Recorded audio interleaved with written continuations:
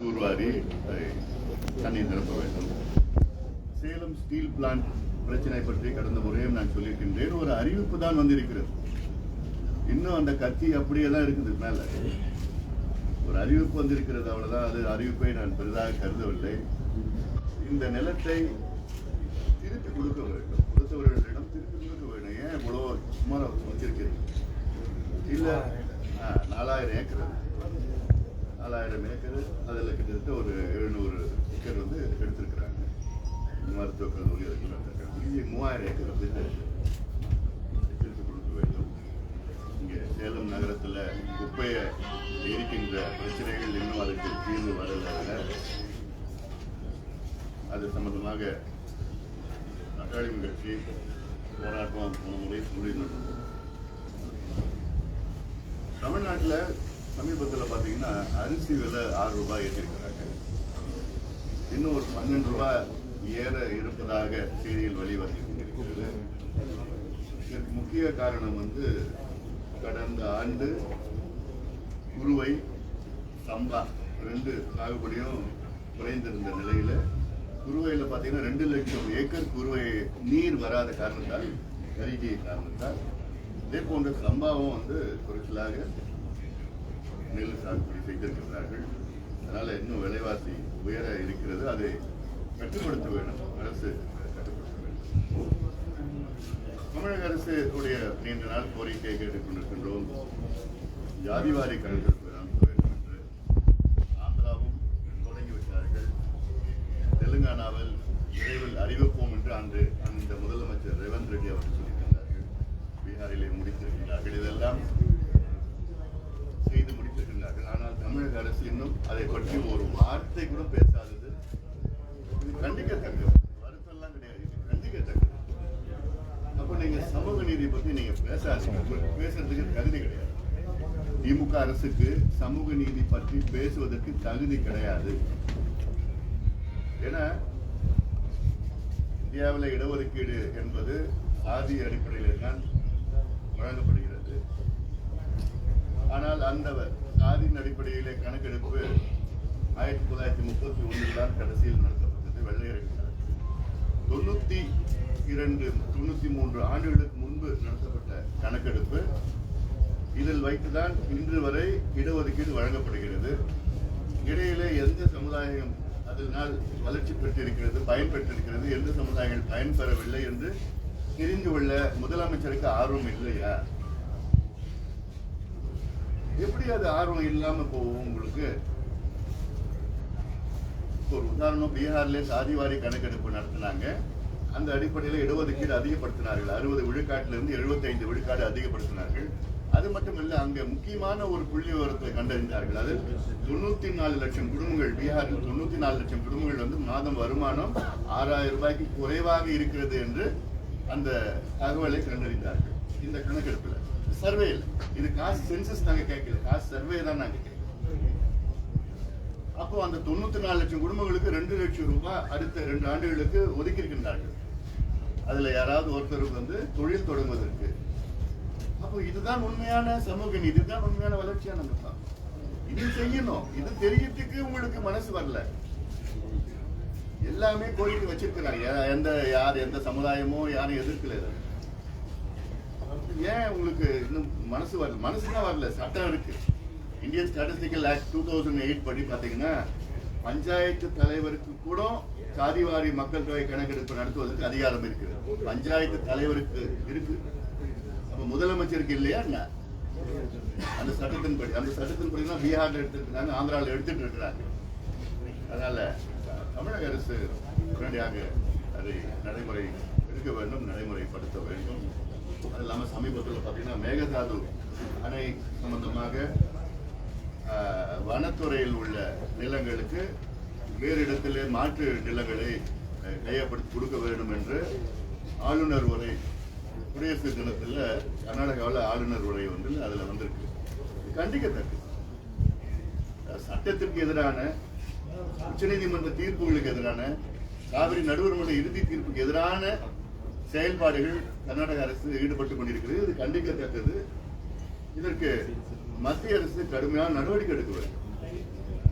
இல்லாம கடந்த ஆண்டு சட்டமன்றத்தில் 1000 கோடி ரூபாய் அதுக்கு ஒதுக்கீடும் செஞ்சிருக்கிற நிலையில தமிழக அரசினுடைய தமிழ்நாட்டினுடைய அனுமதி இல்லாமல் கர்நாடகாவில் காவிரி படுகைகளில் ஒரு சின்ன கட்டுமானம் கூட கட்ட முடியாது என்று சட்டம் வழக்கு ஏதாவது தீர்ப்பு இருக்கிறது, எல்லாமே இருக்கு. அதை மீறியும் வேண்டும் என்றே அவர்கள் செய்து கொண்டிருக்கிறார்கள். அதே போன்று கேரளாவில் உள்ள ஆளுநர் உரை புதியதாக முல்லை பெரியாருக்கு அணை கட்டுவோம் என்று கேரளாவில் அறிவிச்சிருக்கிறாங்க. ஆளுநர் அந்த உரையை பேசல, அதாவது ஒரு 2 நிமிஷம் தான் பேசிட்டார். தொடக்கத்துலேயும் கடைசியில் முடிச்சாரு. இடையில இருக்க அவர் பேச்சு வெளியில வந்தது பார்த்தா நாங்கள் புதுசா அணை கட்டுவோம் என்று அதுல ஒரு செய்தி வந்திருக்கிறது, தீர்மானம் வந்திருக்கு. அப்பனா இதெல்லாம் அமைதியான முறையில் இருக்க முடியாது. ஏன்னா 2014 உச்சநீதிமன்றம் அவர்கள் தீர்ப்பு வழங்கி, அது இல்லாமல் தொடர்ந்து ஒவ்வொரு ஆண்டும் நிபுணர்கள் எக்ஸ்பர்ட்ஸ் ஒவ்வொரு ஆண்டும் அந்த அணைக்கு சென்று இந்த அணை இன்னைக்கு கட்டினாலும் கூட இது அதை விட உறுதியா இருக்கு இந்த அணைன்னு அவங்க எல்லாம் செய்தி சொல்லிட்டு இருக்காங்க. அப்போ எதுக்கு இன்னொரு அணை கட்டுறது? தேவை கிடையாது. அதனால இதெல்லாம் தமிழக அரசு கொஞ்சம் இன்னும் அது அதிகமா அது கவனம் செலுத்த வேண்டும். இன்றைக்கு அறிஞர் அண்ணா அவர்களுடைய நினைவு நாள். இன்றைக்காவது தமிழ்நாட்டிலே நாங்கள் படிப்படியாக மதுவிலக்கை கொண்டு வருவோம் என்ற அறிவிப்பு வருமா என்ற ஏக்கத்தில் நாங்கள் இருக்கின்றோம். திராவிட மாடல் சொல்லிக் கொண்டிருக்கின்ற முதலமைச்சர் அவர்கள் இன்று திராவிட மாடல் என்றால் தமிழ்நாட்டில் உள்ள இளைஞர்கள் மது குடிக்காமல் இருக்க முடியாத ஒரு சூழலில் இருக்கின்றார்கள். இதுதான் உங்களுடைய திராவிட மாடலா? இதுதான் உங்களுடைய அண்ணா அவர்களுடைய கனவா? உங்கள் கட்சியினுடைய நிறுவனருடைய ஆசை, அவருடைய கொள்கை தமிழ்நாட்டிலே பூரண மதுவிலக்கு வேண்டும் என்று இன்றைக்காவது நீங்கள் அறிவியுங்கள். நாங்கள் படிப்படியாக நாங்கள் கொண்டு வருவோம், முதல் கட்டத்தில் உள்ள கரைகளை நாங்கள் மூடுவோம் என்றெல்லாம் ஒரு அறிவிப்பு வெளிவர வேண்டும். எங்களுடைய கோரிக்கை. எங்கள் கட்சியினுடைய பொதுக்குழுவிலே சொல்லியிருந்தோம், கஞ்சா விற்பனை தமிழ்நாட்டில் சரளமா எங்க பார்த்தாலும் கஞ்சா வித்துட்டு இருக்காங்க. மோசமான சூழல் இருக்கிறது. காவல்துறை முதலமைச்சரிடம் இருக்கிறது. காவல்துறை கடுமையான நடவடிக்கை எடுக்க வேண்டும். காவல்துறை தெரியாம யாரும் கஞ்சா வைக்க முடியாது. கஞ்சா மட்டும் இல்ல, அபின், கக்கேன், ஹெரோயின், LSD எல்லாம் எங்க பார்த்தாலும் கிடைச்சிட்டு இருக்கு. இவங்க 56 ஆண்டு காலம் ஆட்சி செய்து 2 தலைமுறையை நாசப்படுத்தி விட்டார்கள் மதுவை கொடுத்து. இப்போ இந்த கஞ்சா பழக்கத்தினால இருக்கின்ற தலைமுறையும் நாசம் செய்து கொண்டிருக்கிறார்கள். அதை கட்டுப்படுத்த அரசு நடவடிக்கை எல்லாம் போதுமானது கிடையாது, இன்னும் எடுக்கவே இல்லைன்னு நான் சொல்றேன். எப்பெல்லாம் கஞ்சா டிரைவ் 1.0, 2.0, 3.0 தான் வருது. நாங்கள் இவ்வளோ பேர் கைது பண்ணணும், எல்லாம் பண்ணணும்னா ஆனாலும் எடுத்துட்டு இருக்காங்க. ரொம்ப ஒரு மோசமான ஒரு சூழல் இருக்கிறது. கேள்வி சார், இப்போ அதாவது பாமகவை பொறுத்தவரையிலும் ஆரம்பத்திலிருந்தே அதாவது நடிகர்கள் கட்சிக்கு வர்றதுக்கு தொடர்ந்து ஒரு எதிர்ப்பு தெரிவிக்கிறது. எம்ஜிஆர், ஜெயலலிதா, விஜயகாந்த் தொடர்ந்து இப்போ விஜய் அவர்கள் வந்திருக்காரு. பாமகவோட கருத்து என்ன? அதாவது யாரு வேண்டும்னாலும் கட்சி தொடங்கலாம். டாக்டரா இருந்தாலும் சரி, ஆக்டரா இருந்தாலும் சரி. அப்படி கட்சி தொடங்கி மக்களுக்கு நல்லது செய்ய வேண்டும். இப்போ எங்கள் கட்சியை தொடங்கிய நோக்கம் சமூக நீதிக்காக.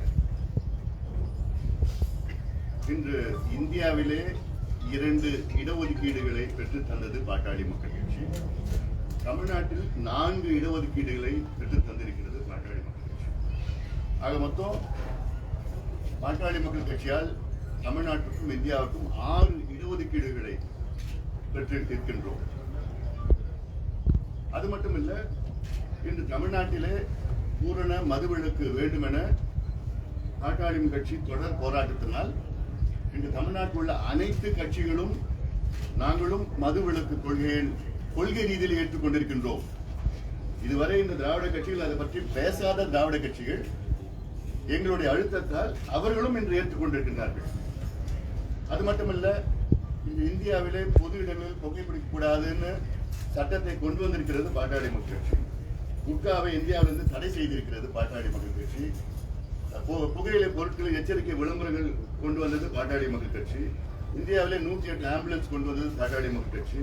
உலகத்தில் மிகப்பெரிய சுகாதார திட்டம் என்று இந்தியாவிலே தேசிய கிராமப்புற சுகாதார திட்டத்தை கொண்டு வந்தது பாட்டாளி Makkal Katchi. FSSAI food safety standard act of India என்ற ஒரு சட்டத்தை கொண்டு வந்தது பாட்டாளி மக்கள் கட்சி. இந்தியாவில் போலியோ ஒழிச்சது பாட்டாளி மக்கள் கட்சி. தமிழ்நாட்டில் பார்த்தீங்கன்னா ஜிப்மரை தன்னாட்சி நிறுவனமாக கொண்டு வந்தது பாட்டாளி மக்கள் கட்சி. தமிழ்நாட்டில் இன்னைக்கு ஒரு மீட்டர் கூட மீட்டர் கேஜா இல்லாமல் ஒரு மீட்டர் கேஜா இல்லாமல் அத்தனையும் பிராட்கேஜாக ரயில்வே திட்டத்தை புரட்சி செய்திருக்கிறது பாட்டாளி மக்கள் கட்சி. சேலம் ரயில்வே கோட்டத்தை கொண்டு வந்தது பாட்டாளி மக்கள் கட்சி. சேலம் சூப்பர் ஸ்பெஷாலிட்டி மருத்துவமனை கொண்டு வந்தது. மதுரையில் சூப்பர் ஸ்பெஷாலிட்டி மருத்துவமனை கொண்டு வந்தது. காவிரி டெல்டா பகுதியை பாதுகாக்கப்பட்ட வேளாண் மண்டலமாக அறிவிக்க செய்தது பாட்டாளி மக்கள் கட்சி. இப்படி பல புரட்சிகளையும் சாதனைகளையும் மக்கள் சார்ந்த திட்டங்களையும் கொண்டு வந்தது, கொண்டு வர செய்தது, பல கொள்கை முடிவுகளை மாற்றி அமைத்தது பாட்டாளி மக்கள் கட்சி. இதுதான் ஒரு கட்சியின் உண்மையான வேலைகள். யாராவது கட்சி தொடங்கினார்கள் என்றால் இது போன்ற சாதனைகளை செய்ய வேண்டும். அந்த வகையிலே நடிகர் விஜய் அவர்கள் கட்சி தொடங்குவதற்கு அது எங்களுடைய வாழ்த்துக்களை நாங்கள் தெரிவிக்கின்றோம். நல்ல ஒரு கொள்கை முடிவு, ஐடியாலஜி என்ன, மக்களை சார்ந்த நல்ல திட்டங்கள் என்னென்ன என்று அவர் முன்வைத்து நல்ல முறையில் மக்களை சார்ந்த திட்டங்கள் கொண்டு வர முயற்சி செய்வார். சார், இப்ப தமிழ்நாட்டுக்கான அந்த நிதி ஒதுக்கீட்டுல பாரபட்சம், அதே போல தமிழ்நாட்டு மக்களுக்கான நலன் அந்த மசோதாக்களுக்கு கையெழுத்திடாது. இப்படி 10 ஆண்டுகளாக பாத்தீங்கன்னா மத்திய ஒன்றிய அரசாங்கம் தமிழ்நாட்டுக்கு ஒரு புறக்கணிப்பு தான் செய்வது. இப்ப இதை பாமக எப்படி பாக்குது? அதாவது கூட்டாட்சி தத்துவம், ஃபெடரலிசம் அப்படின்னு பாத்தீங்கன்னா மத்தியில ஆட்சி, மாநிலத்தில் ஆட்சி, இரண்டுக்கும் அவர்களுடைய வேலைகள் பங்களிப்பு. அதாவது இது இந்தியாவில் பார்த்தீங்கன்னா யூனியன் லிஸ்ட் இருக்கு, கன்கரண்ட் லிஸ்ட் இருக்கு, ஸ்டேட் லிஸ்ட் இருக்கு. இதுல இடைக்காலத்தில் பார்த்தீங்கன்னா கன்கரண்ட் லிஸ்ட்ல ஸ்டேட் லிஸ்ட்ல இருந்த 5 இஷ்யூஸை கன்கரண்ட் லிஸ்ட்ல கொண்டு வந்துட்டாங்க. அதில் முக்கியமா கல்வி, சுற்றுச்சூழல் போன்றதெல்லாம் கொண்டு வந்திருக்காங்க. அது இந்திரா காந்தி அம்மையார் அவர்கள் செய்தது. அதன் பிறகு தொடர்ந்து இருந்த காங்கிரஸும் அதை திருப்பி கொடுக்கல, பிஜேபியும் அதை திருப்பி கொடுக்கல. அதனாலதான் நமக்கு நீட் பிரச்சனை வந்தது. இன்னைக்கு கல்வி, சுகாதாரம் இது மாநில பட்டியலில் இருந்ததுன்னா இந்த நீட் பிரச்சனை வந்திருக்காது. ஒவ்வொரு மாநிலத்திற்கும் அந்த அதிகாரம் இருக்கும். அதனால ஒரு கூட்டாட்சி தத்துவம் மத்திய அரசும் சரி மாநில அரசும் இணைந்து அதை செயல்படுத்த வேண்டும். சமீபத்தில் கூட பார்த்தீங்கன்னா தமிழ்நாட்டில் வெள்ளத்தால் பாதிக்கப்பட்ட தூத்துக்குடி மாவட்டம், திருநெல்வேலி மாவட்டம், சென்னையில் மிகப்பெரிய அளவில் வெள்ளத்தால் பாதிக்கப்பட்டிருக்கு. இன்னும் மத்திய அரசு அதுக்கு அந்த மாதிரி நிதி இன்னும் ஒதுக்கலன்னு குற்றச்சாட்டுலாம் இருக்கு. அதில் நிச்சயமா ஒதுக்க வேண்டும். எங்க தீர்மானத்தில் நாங்கள் போட்டிருக்கிறோம். தமிழக அரசு கிட்டத்தட்ட 37,000 கோடி ரூபாய் கோரிக்கை வைத்திருக்கின்றார்கள். இதுவரைக்கும் மத்திய குழு 2-3 வாட்டி வந்திருக்குது. இவங்க போய் உள்துறை அமைச்சரும் சந்திச்சிருக்கிறாங்க, உறுதி கொடுத்திருக்கிறாங்க. இன்னும் வரல, நிதி வரல. இது போன்ற நிச்சயமாக கொடுக்க வேண்டும், நிச்சயமாக நிதி ஒதுக்க வேண்டும். எல்லா மாநிலமும் ஒரே நிலைப்பாட்டை எடுக்க வேண்டும் மத்திய அரசு. அதாவது மத்திய அரசு ஆளுகின்ற மாநிலங்களுக்கு அதிக நிதி ஒதுக்கீடும், அவர்களுக்கு இல்லாத மாநிலங்களுக்கு குறைவான நிதி ஒதுக்கீடும் செய்வது அது இயற்கை நீதி கிடையாது.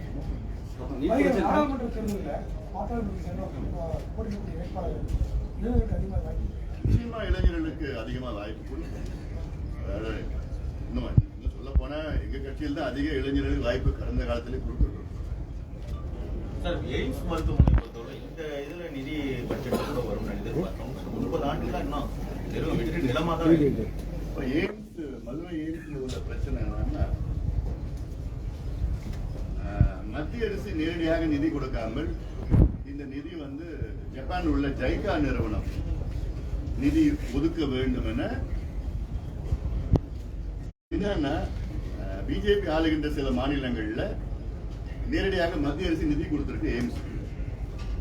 ஒரு சில மாநிலங்கள் வேறு நிறுவனங்கள், ஜைகா நிறுவனமோ பிரிக்ஸ் பேங்கோ அது மாதிரிலாம், முக்கியமா ஜைகா நிறுவனம் நிதி கொடுக்க வேண்டும் என்று கோரிக்கை வைத்திருக்கின்றார்கள். அந்த நிதி எப்போ வரும்னு தெரியல. மத்திய அரசே ஒதுக்க வேண்டும், நிதி ஒதுக்க வேண்டும். எங்களுடைய கோரிக்கை வந்து மத்திய அரசு ஜைகா நிறுவனத்துக்காக காத்திருக்க வேண்டாம், மத்திய அரசு நிதி ஒதுக்க வேண்டும். அதே போட்டுதான் நம்ம ஒகேனக்கல் கூட்டுக்குடிநீர் திட்டம் 2வது திட்டம் பாத்தீங்கன்னா சமீபத்தில் ஏதோ 4500 கோடி ரூபாய் ஒதுக்கீடு வந்துடுச்சின்னு ஒரு செய்தியெல்லாம் வந்தது. ஒதுக்கீடு எல்லாம் வரல. மத்திய அரசு வந்து என்னன்னா ஜைகா நிறுவனத்துக்கு நீங்கள் அணுகலாம், ஜைகா நிறுவனம் 4500 கோடி ரூபாய் நிதி ஒதுக்கீடு தருவதற்கு நீங்கள் அணுகலாம்னு அதுதான் அனுமதி கொடுத்திருக்குது. நிதியில வரல. அதனால அது உடனடியாக மத்திய அரசு நிதியை ஒதுக்குது. பல்கலைக்கழகங்கள் அது வந்து நிதி பற்றாக்குறையில ஒரு அழிவின் விளிம்புக்கு போயிட்டு இருக்கு அப்படின்னு பேராசிரியர்கள் பல கருத்து சொல்லிட்டு இருக்காங்க. அதை மீட்கிறதுக்கு அரசு நடவடிக்கை எடுக்கலங்கிறது ஒரு குற்றச்சாட்டு. பாமக நிலைப்பாடு இதுல என்ன பிரச்சனைனா இது ஆளுநருக்கும் அரசுக்கும் இடையில இது ஒரு ஈகோ பிரச்சனை நடந்துட்டு இருக்கு. இப்ப 2 பேருக்கும் ஈகோ பிரச்சனை யார் பாதிப்பு? மக்கள் பாதிப்பு, பல்கலைக்கழகங்கள் தான் பாதிப்பு. அதுல பல சட்டங்கள் வந்து சட்ட திருத்தம் வேணும்னு மாநில அரசு விரும்புகிறது. அது ஆளுநர் வந்து அது நிலுவையில் வச்சிருக்கிறார். இதெல்லாம் பல குற்றச்சாட்டுகள்லாம் இருக்குது. இல்ல இங்க சேலத்தில் உள்ள பெரியார் பல்கலைக்கழகத்தில் உள்ள சமீப காலத்தில் நடந்ததெல்லாம் நாங்களும் எவ்வளவு காலமா சொல்லிட்டு இருக்கோம். நிறைய பிரச்சனைகள் இருக்குன்னு. இப்போ அதுக்கேற்ப நடவடிக்கைகள் வந்து அரசு அங்க செயல்பட்டு கொண்டிருக்கிறது. ஆனாலும் எங்களோட கோரிக்கை முழுமையான விசாரணை. இது வந்து இந்த ஒரு பிரச்சனை மட்டும் இல்ல. இங்க இருக்கிற துணைவேந்தர் வந்து செய்த அந்த ஒரு பிரச்சனைக்காக அவர் கைது செய்யப்பட்டார், அப்புறம் பிணையில விடுவிக்க வைத்திருக்காரு. அந்த ஒரு பிரச்சனை மட்டும் இல்ல, பல பிரச்சனைகள் இருக்கு அந்த பல்கலைக்கழகத்தில் இருக்கு. அதை எல்லாத்தையும் ஒரு ஆய்வு நடத்தி ஒரு விசாரணை நடத்தணும்னு. நிதி பற்றாக்குறை வந்து பல்கலைக்கழகங்கள் தொடர்ந்துகிட்டே இருக்கு. இது தொடர்பா அரசு வந்து வெள்ளை அறிக்கை வெளியிடணும் அப்படின்னு. நிச்சயமா இப்ப பல்கலைக்கழகத்துக்கு மட்டும் இல்ல, இப்போ மதுரை காமராஜர் பல்கலைக்கழகம் சம்பளமே கொடுக்கல. நாங்க கோரிக்கை வச்சு பல அழுத்தங்கள் கொடுத்துதான் 3 மாதத்துக்கு முன்பு சம்பளம் கொடுத்திருக்கிறாங்க. இது நம்ம பல்கலைக்கழகங்கள்லாம், இது நம்ம கல்வி நிலையங்கள், கல்வி கொடுக்கறது. இதெல்லாம் இதுக்கு போய் ஒரு முன்னுரிமை தமிழக அரசு வழங்கலைன்னா அதெல்லாம் ஏற்றுக்கொள்ள முடியாது. என்ன பண்றாங்க இவங்க? என்னன்னா அந்த நிதியை வந்து நலத்திட்டங்களா 1000 ரூபாய் கொடுத்துட்டு இருக்காங்க, 6000 ரூபாய் கொடுக்குறாங்க, அப்புறம் பொங்கலுக்கு 1000 ரூபாய் கொடுக்குறாங்க. கொடுக்க வேண்டாம் சொல்லல. ஆனா இது போன்ற முக்கியமான செயல்களுக்கு, திட்டங்களுக்கு அதுல முக்கியத்துவம் கொடுக்கணும். கல்விக்கு முக்கியத்துவம் கொடுங்க. தமிழ்நாட்டுல பாத்தீங்கன்னா அதிக பட்ஜெட் பாத்தீங்கன்னா கல்வித்துறை கொடுத்திருக்கிறாங்க, அதிக பட்ஜெட். ஆனாலும் எனக்கு போதுமானது. நாங்க சமீபத்துல வந்து வேளாண் நிழல் நிதிநிலை அறிக்கையை வெளியிட்டோம். எங்களுடைய வேளாண் நிழல் நிதிநிலை அறிக்கையில தமிழ்நாட்டில் உள்ள வேளாண் துறைக்கு 80,000 கோடி ரூபாய், அதுல 60,000 கோடி ரூபாய் வேளாண் துறைக்கு சார்ந்தது, 20,000 கோடி ரூபாய் நீர் பாசன திட்டங்களுக்கு ஒதுக்கீடு செஞ்சிருக்கோம். கல்வித்துறையை விட வேளாண் துறைக்கு அதிக நிதி ஒதுக்கீடு நாங்க எங்க பட்ஜெட்ல நாங்க கொடுத்திருக்கோம். ஆனா தமிழக அரசு கடந்த ஆண்டு கொடுத்தது வந்து ஒதுக்கீடு செய்தது வந்து 14,000 கோடி தான் வேளாண் துறைக்கு பட்ஜெட்ல. 14,000 கோடி ரூபாய் ஒண்ணுமே போதுமானது கிடையாது. உங்க நிலைப்பாடு எப்ப தெரிவிப்பீங்க? விரைவில். இப்ப முந்தின நாள் தாங்க தீர்மானம் போட்டு அதிகாரம் கொடுத்து ஐயா கொடுத்திருக்கிறாங்க. அதெல்லாம் பேசி என்ன மாதிரி இன்னொன்னு அடுத்தது எங்க கட்சிக்குள்ள கூட்டணி அமைத்துதான் நாங்க அந்த முடிவு வந்திருக்காங்க. நான் அந்த முடிவு அறிவிச்சிருக்கிறேன். இல்ல அதை பத்தி எந்த கருத்தும் இப்ப நான் எதை பத்தி எந்த கருத்தும் நான் சொல்ற நிலையில இல்ல. நாங்க அறிவிக்கிற நேரத்தில் அறிவிச்சிருவோம். சார், இன்னொன்னு இந்த பெரியார் பல்கலைக்கழகத்தில் குற்றச்சாட்டுக்கு ஆளானவர் துணைவேந்தர், அவர் ஆளுநர் நேரடியா சந்திக்கிறாரு, அவருக்கு ஆதரவா இருக்குன்னு சொல்லி பேராசிரியர்களை சந்திச்சு பேசுறாரு. இந்த மாதிரி நிலைப்பாடுலாம் வந்து கல்வி அதாவது தமிழ்நாட்டு கல்வியின் தரத்தை குறைக்கிறதுக்கான நடவடிக்கைன்னு சொல்லி பேராசிரியர் குற்றச்சாட்டு. நிச்சயமா குறைக்குங்க. இதுல என்ன ஒரு குரூப்பிசம் சேர்க்கறதுல என்ன இருக்கு? ஒரு துணைவேந்தர் வந்து ஆளுநர் ஆளு, இன்னொரு துணைவேந்தர் முதலமைச்சர் ஆளு. என்ன ஆளுங்க? அதெல்லாம் பாதிப்பு யாரு? மக்கள் தான், மாணவர்கள் தான். அதனால இதெல்லாம் தவறான ஒரு முன் உதாரணங்கள். இதெல்லாம் எந்த அளவுக்கு போக கூடாது. செந்தில் பாலாஜி வந்து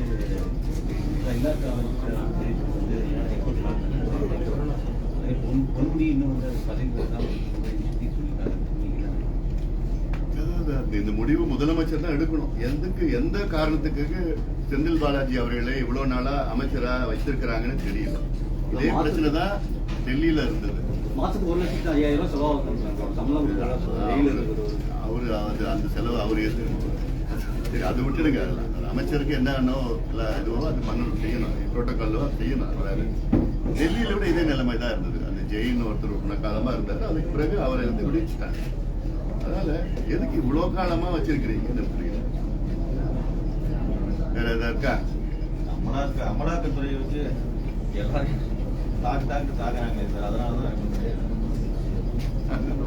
இது இந்த கருத்து நீங்க அவங்க கிட்ட நீங்க கேட்கணும். சார் நீட் பிரச்சனை கிளியர் சொல்லி போட்டதே காங்கிரஸ் தான். இந்திரா காந்தி காலம் அப்போ போட்டு பிரச்சனை தான் இப்போ இந்திரா காந்தி காலத்துல அது அந்த மாநில பட்டியலில் வந்தது.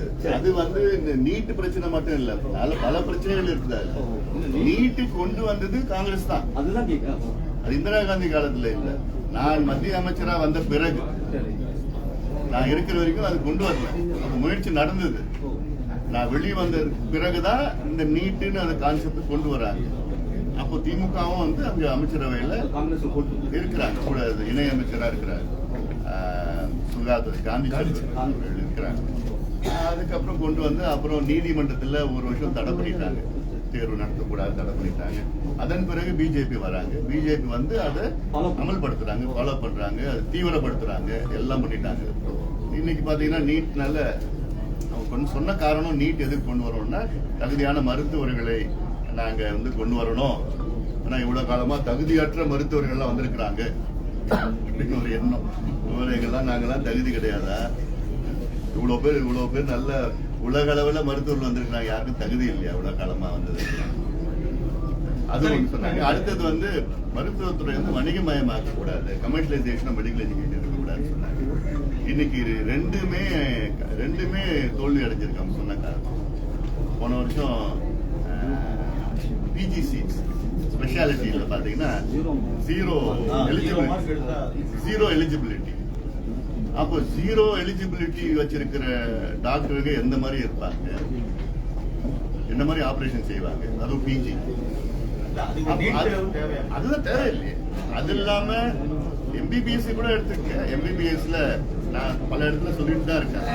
540 மதிப்பெண்கள், 720க்கு 540 மதிப்பெண்கள் எடுத்த ஒரு மாணவன், அவங்க அப்பா வந்து விவசாயி, அவனால எம்பிபிஎஸ் படிக்க முடியல. ஏன்னா பிரைவேட் காலேஜ்ல கவர்மெண்ட் கோட்டா, பிரைவேட் காலேஜ்ல 5 லட்சம் ரூபாய் அவனால கட்ட முடியல. அதே வேலையில 120 மதிப்பெண்கள் எடுத்த ஒரு மாணவன், அவங்க அப்பா கோடீஸ்வரன், அவன் வந்து எம்பிபிஎஸ் படிச்சுட்டு இருக்கிறான். ஏன்னா அவங்க அப்பாவால 26 லட்சம் ஃபீஸ் கட்ட முடியுது ஒரு வருஷத்துக்கு. அப்போ நீங்க பணம் இருந்தாதான் எம்பிபிஎஸ் படிக்கலாம், தகுதி திறமை எல்லாம் தேவையில்லை. இதுதான் நீட் இன்னைக்கு நமக்கு கொண்டு வந்த பாடம். அதனாலதான் நீட் வேண்டாம், நீட் ரத்து பண்ணுங்க, தேவையே கிடையாது. இது எந்த தகுதியும் எந்த திறமையும் வெளிப்படுத்தல. அது இல்லாம இன்னொரு மோசடி, பெரிய மோசடி என்னன்னா, நீட்டு பயிற்சி நிலையங்கள் இந்தியாவில் நான் 1.5 லட்சம் கோடி சொன்னேன். 2 லட்சம் கோடி ரூபாய் ஒரு வருஷத்துக்கு வருமானம். 2 லட்சம் கோடி ரூபாய் நாங்க நீட் பயிற்சி கொடுக்கிறோம் என்று சொல்லி இந்த பயிற்சி நிலையங்கள் வந்து கொள்ளடிச்சிட்டு இருக்கிறாங்க. மருத்துவ கல்லூரிகள் வந்து கொள்ளடிச்சிட்டு இருக்கிறாங்க. ஏழை மாணவர்களுக்கு இடம் கிடைக்கல, கிராமப்புற மாணவர்களுக்கு இடம் கிடைக்கல. ஆனா பணக்கார மாணவர்கள், தகுதி இல்லாத மாணவர்கள், இவங்களுக்கு தான் இடம் கிடைச்சி படிச்சுட்டு இருக்கிறாங்க. நாடாளுமன்ற தேர்தலில் நீங்க போட்டியிட வாய்ப்பு இருக்கா? மாநில தேர்தல், மாநில அரசியல்ல ஈடுபட போறீங்களா? எங்க கட்சி என்ன முடிவு செய்தாலும் அதை நான் ஏற்றுக்கொள்வேன். எங்கள் கட்சி என்ன முடிவு செஞ்சாலும் நாங்கள் தேசிய கட்சிகளோட அதாவது ஒரு கட்டுமானத்தை திறப்பதற்கு முன்பாக மக்கள் என்ன அதில் அவதிப்படுவார்கள், மக்களுடைய எப்படி அது அந்த பிரச்சனைகளை எப்படி அது சார்ட் அவுட் பண்ணணும், முதல்ல திட்டமிட்டு செய்யணும். திடீர்னு நாங்க கோயம்பேடுல இருந்து நாங்க கீழம்பாக்கத்துக்கு நாங்க மாத்திட்டோம்னு சொல்றது, மக்களுக்கு ஏகப்பட்ட பிரச்சனைகள் இருக்காங்க. அங்க இருந்து சென்னைக்கு உள்ள எப்படி போறது, அங்க இணைப்பு கூட கிடையாது. நீங்க என்னைக்கு திறந்திருக்கணும் அதை? அதுல மெட்ரோ ரயில் வந்து ஏர்போர்ட்ல இருந்து அங்க வண்டலூர் வரைக்கும் நீங்க மெட்ரோ ரயில் முடிச்சதுக்கு பிறகு தான் திறந்திருக்கணும். அங்க இல்ல மாற்று ஏற்பாடுகள் செஞ்சிருக்கணும். எத்தனை பேருக்கு ஆட்டோ எடுத்துட்டு போகணும்? அவன் வந்து பாத்தீங்கன்னா ஏற்கனவே மதுரையில இருந்து சென்னைக்குள்ள போட்டு 2000 ரூபாய் செலவு பண்றாங்க. 2000 ரூபாய் அங்கிருந்து போய் சென்னைக்கு அங்க கிளம்ப சென்னைக்குள்ள போறது 1000 ரூபாய் செலவு பண்றாங்க. யூபர் போறா ஆட்டோ போறதுங்களா? அதனால திட்டமிடாம அதை பண்ணிட்டு இருக்கிறாங்க. நீதிமன்றம் பாராட்டு தெரியும். நீதிமன்றம் பாராட்டு தெரியும். எதுக்கு? உலகத்தரம் வாய்ந்த அது இன்ஃப்ராஸ்ட்ரக்சர் எங்கேயோ கட்டிட்டீங்கன்னா அது என்ன? அது இன்ஃப்ராஸ்ட்ரக்சர் பத்தி பாராட்டலாம். ஆனா அது தொடங்குனது அதிமுக தான். இவங்க அதை முடிச்சு வச்சிருக்கிறாங்க. ஆனா அதுக்கு ஒரு இணைப்பு என்ன பண்றாங்க? மக்கள் பண்ற அவதி எல்லாம் யாரு பாராட்டணும்? சாபம் விட்டுட்டு இருக்காங்க. உண்மைங்க அது. பஸ்ல வரவங்க யாரு? பெரிய பெரிய கோடீஸ்வரர்கள் யாரும் பஸ்ல வர போறது கிடையாது. ஏழை நடுத்தர வரைக்கும் ஏழை மக்கள் தான் வந்துட்டு இருக்காங்க. அவங்களுக்கு மேலும் பல சோதனைகளை கொடுத்து ஒரு இணைப்பு இருக்கணும், கனெக்ஷன் இருக்கணும். கனெக்டிவிட்டி இல்லாம எல்லாம் செய்யக்கூடாது. அது முதல்ல அதெல்லாம் எல்லாமே திட்டமிட்டு அதுக்கு பிறகு தான் எல்லாம் திறந்து வச்சிருக்கோம். ஏன்னா ஏதோ அவசரமா அந்த இது பஸ் ஸ்டாண்ட் அங்க இருக்கிற பஸ் ஸ்டாண்ட் அப்புறப்படுத்தணும்னு பாத்துட்டு இருக்காங்க. என்ன காரணம்? அது வேற மால் கடை பேசுறாங்க. அதிமுக தான் சார். அது பண்ணட்டும். அது இப்ப என்ன அவசரம் உங்களுக்கு? அது முழுசா முடிக்கல. இணைப்பு கிடையாது. அதுல அது கங்கம்மா சார் மூணு மாலுக்கு வந்து எந்த மாலும் அது நாங்க விட போறது. முதல் கோயம்பேடு பேருந்து நிலையத்துல அங்க இருக்கிற நிலத்துல ஒன்னே ஒண்ணுதான் வரணும். பொது பசுமை பூங்கா, பப்ளிக் கிரீன் பார்க் ஒண்ணு மட்டும்தான் வரணும். இது மக்களுடைய விருப்பம். சமீபத்தில் கூட ஒரு சர்வே பண்ணிருக்கிறாங்க. ஒரு ஏஜென்சி சர்வே பண்ணிருக்கு. அங்க மக்கள் என்ன கேட்டிருக்காங்கன்னா, அங்க என்ன கோரிக்கைங்கன்னா, இது மால் வேணுமா இல்ல பூங்கா வேணுமா வேற ஏதாவது வேணுமா? எல்லாமே அங்க பூங்கா வேணும். சென்னையில பெரிய பூங்காக்கள் இல்ல. இருக்கிறது பெரிய பூங்கா அங்க வந்து செம்மொழி பூங்கா. அது 20 ஏக்கர்ல தான் இருக்கு. அதனால இது வந்து ஒரு 50-60 ஏக்கர் கூட பக்கத்துல நிலத்தெல்லாம் எடுத்து 50 ஏக்கர் 60 ஏக்கர் ஒரு பூங்கா கட்டி அங்க இருக்க நடைப்பயிற்சி உடற்பயிற்சி எல்லாம் மக்கள் அங்க உட்கார்ந்து போறதுக்கு அவசியமானது. அதனால அதை தவிர வேற எதுவுமே அங்க கொண்டு வரக்கூடாது. அப்படி ஏதாவது ஒரு கொண்டு வந்தா நான் முதல்ல போய் நின்று அங்க போராடுறேன். கடுமையான போராட்டம் நடத்துவோம். அதெல்லாம் நாங்க எப்படி விட நான் என்னென்ன பண்ணணும் நாங்க பண்ணுவோம். அதனால இது மால் எல்லாமே அது யார் மால் வேணும்னா அவங்க எங்கேயாவது இடம் வாங்கி கட்டிட்டு போட்டோம். காசு கொடுத்து எடுத்து வாங்கி கட்டிட்டு போட்டோம்.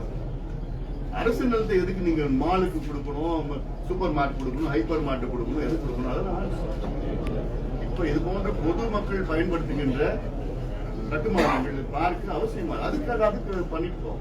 அதனால இதெல்லாம் வந்து அது ஏற்றுக்கொள்ள முடியும். சரி, இப்போ நீங்க அரிசி குறுவை சம்பா பாதிக்கப்பட்டு அப்படின்னு சொல்லுங்க. மேட்டூர் அணையிலிருந்து கூடுதலா 2 டிஎம்சி தண்ணீர் திறக்கிறது தமிழக அரசு 2.5 டிஎம்சி 2 டிஎம்சி வந்து அங்க காவிரி ஆணையம் வந்து அங்க மேல டெல்லியில வந்து கொடுத்துருக்குறாங்க, அனுமதி கொடுத்துருக்கு. ஆனா அங்க விட போறது கிடையாது. மேட்டூர் அணையில கிட்டத்தட்ட 71 அடி தான் இருக்கு. போதுமானது இல்லை, தண்ணீர் கிடையாது. இன்னைக்கு ஆக்சுவலா ஓபன் பண்றாங்க. முதல்வர் அறிவிச்சிருக்காரு 2 டிஎம்சி வழங்கப்படும். இன்னைக்கு ஓபன் பண்றாங்க. அங்க இன்னைக்கு மேட்டூர்ல ஓபன் பண்றாங்க. இங்க இருந்து இங்க மேட்டூர் அணையில இங்க இருந்து வரலையே. அங்க இருந்து திறக்க சொல்லி உத்தரவு வந்தது. வேற வழி இல்லை. சம்பாதத்துக்கு வந்து ஒரு வழி கிடையாது. ஏன்னா ரொம்ப மோசமா அங்க இருக்காங்க. ஏற்கனவே குறுவையில 2 லட்சம் ஏக்கர் போயிடுச்சு. இப்ப சம்பால 3 லட்சம் ஏக்கர் போயிடுச்சு. அதனால இப்ப இந்த வருஷம் ரொம்ப மோசமான ஒரு சோதனையான ஆண்டை நம்ம பார்ப்போம். இதுதான் நான் தொடர்ந்து சொல்லிட்டு வரேன். காலநிலை மாற்றம், பருவநிலை மாற்றம், மிட்டிகேஷன், அடாப்டேஷன் செய்யுங்க. இதெல்லாம் இது போன்ற திட்டங்கள், நீர்ப்பாச திட்டங்கள் எல்லாம் இதுதான் நான் சொல்றேன். அப்போ இதுக்கெல்லாம் நிதி எல்லாம் கிடையாது. எதற்கோ பண்ணிட்டு இருக்கேன். சார், பாமகவோட கூட்டணி தேசிய கட்சியோட இல்ல தமிழக கட்சியோட விரைவில் அறிவிப்போம். விரைவில் அறிவிப்போம். நீங்க 100 டைப்பை கேட்டாலும் நன்றி சார். சேலத்துல சேலம் இடம் பெற்றிருக்கா பட்டியல்ல அதுவும் விரைவில் அறிவிப்போம்.